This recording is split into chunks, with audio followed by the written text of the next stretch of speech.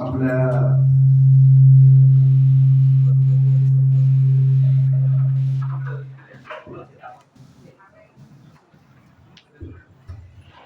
Windsor county सोसायटीचे सगळे members या ठिकाणी आदरणीय काकांनी सुधीर भाऊंनी दीपकरावनी विचार मांडले आणि अतिशय परखडपणे गावांनी साहेबांनी विचार मांडले. खरं म्हणजे आपल्या खासदार आदरणीय सुप्रियाताई सुळेंनी ही कामं आपल्या परिसरासाठी आपल्या बारामती लोकसभेसाठी केली. त्या सर्वांचा दीपकरावांनी आणि सुधीरभाऊंनी आपल्यासमोर केला आहे. गावंडे साहेबांनी खूप महत्वाचा विषय सांगितला. तो विषय खरं म्हणजे मला आपल्या सगळ्यांनी मांडायचा आहे. शेवटी मी महाराष्ट्रामध्ये महाराष्ट्राच्या विधिमंडळामध्ये आपला लोकप्रतिनिधी म्हणून काम करतो आणि आपल्या संसद रत्न खासदार आदरणीय सुप्रियाताई सुळे या लोकसभेमध्ये आपल्या मतदारसंघाचं प्रतिनिधित्व करतात. लोकसभेमध्ये किंवा विधानसभेमध्ये आम्ही जातो ते लॉ हाऊस आहे, कायदे मंडळ आहे. तिथे जाऊन सर्वसामान्य माणसासाठी कायदे करणं, जे कायदे चुकीचे आहेत ते दुरुस्त करणं, सर्वसामान्यांच्या प्रश्नांप्रमाणे सरकारने त्या कायद्यांचं इम्प्लिमेंटेशन करावं, कामांचं इम्प्लिमेंटेशन करावं, हे खरं म्हणजे आमचं सगळ्यात प्राथमिक आणि पहिलं काम असतं. आज जर आपण बघितलं तर सुप्रियाताई गेली 9 वर्ष आणि त्याच्यातले 7 वर्ष संसद रत्न हा पुरस्कार सुप्रियाताईंना सातत्याने मिळतोय. 2 वर्ष महासंसद रत्न म्हणजे 588 खासदारांमध्ये सगळ्यात जास्त सर्वसामान्यांचे आणि त्यांच्या मतदारसंघातले ज्या जिल्ह्याचं प्रतिनिधित्व करतात त्या जिल्ह्याचं आणि त्या राज्याचं प्रतिनिधित्व करतात त्या महाराष्ट्र राज्याचे प्रश्न त्यांनी परखडपणे आणि अतिशय स्पष्टपणे मांडले आणि ते त्या ठिकाणी घेतले गेले, एक्सेप्टेड झाले. म्हणूनच त्यांना 2 वेळा महासंसद रत्न पुरस्कार त्या ठिकाणी संपूर्ण देशामधून मिळाला.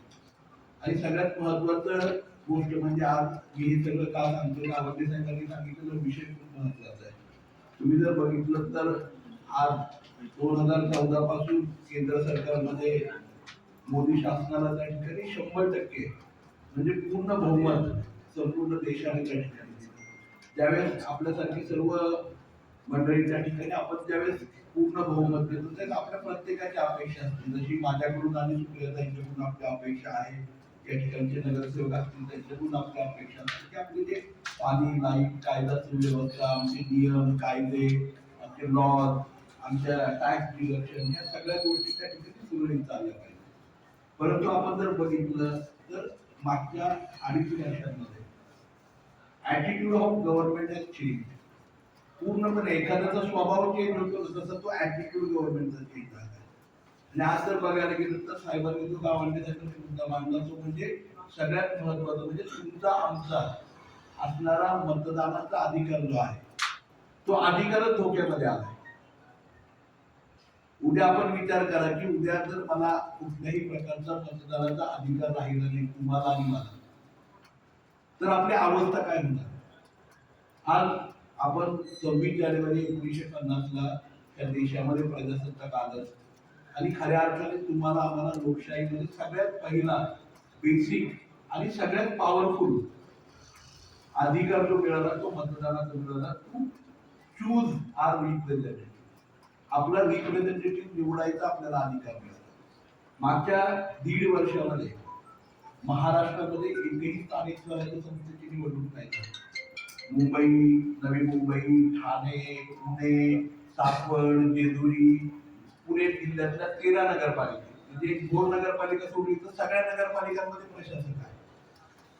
तीच महाराष्ट्रामध्ये 265 पैकी 200 नगरपालिकांमध्ये प्रशासक आहे, 85 महानगरपालिकांमध्ये प्रशासक आहे, 35 जिल्हा परिषदांमध्ये प्रशासक आहे, 144 पंचायत समित्यांमध्ये प्रशासक आहे.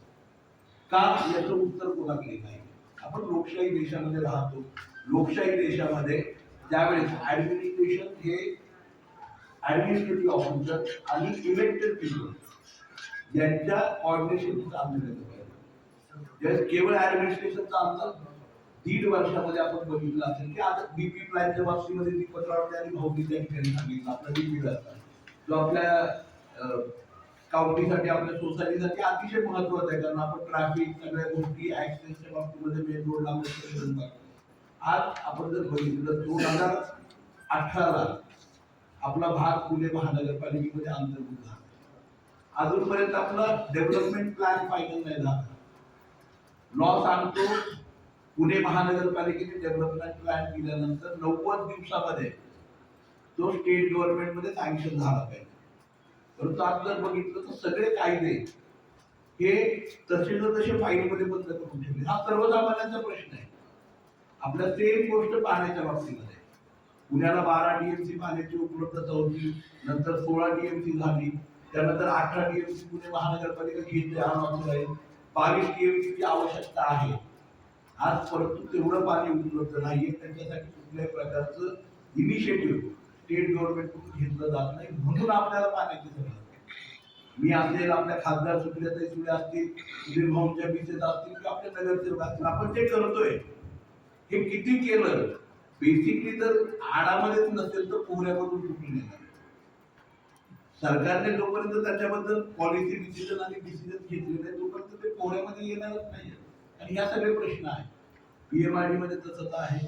आज जर तुम्ही बघितलं मधल्या काळामध्ये आपण सगळ्यांनी आज 1.5 वर्ष झालं आम्हाला सगळ्यांना, म्हणजे सुधीर भाऊ असतील, दीपक भाऊ असतील, या ठिकाणी भाऊ आहेत, आपले निलेशराव आहेत, भूषण आहेत, मग सगळी मंडळी आहेत. तुम्ही जर बघितलं आज मी आणि सुप्रियाताई बघितलं, खासदार आणि आमदार सोडलं तर या आपल्या भागाला कोणी रिप्रेझेंटेटिव्ह नाही.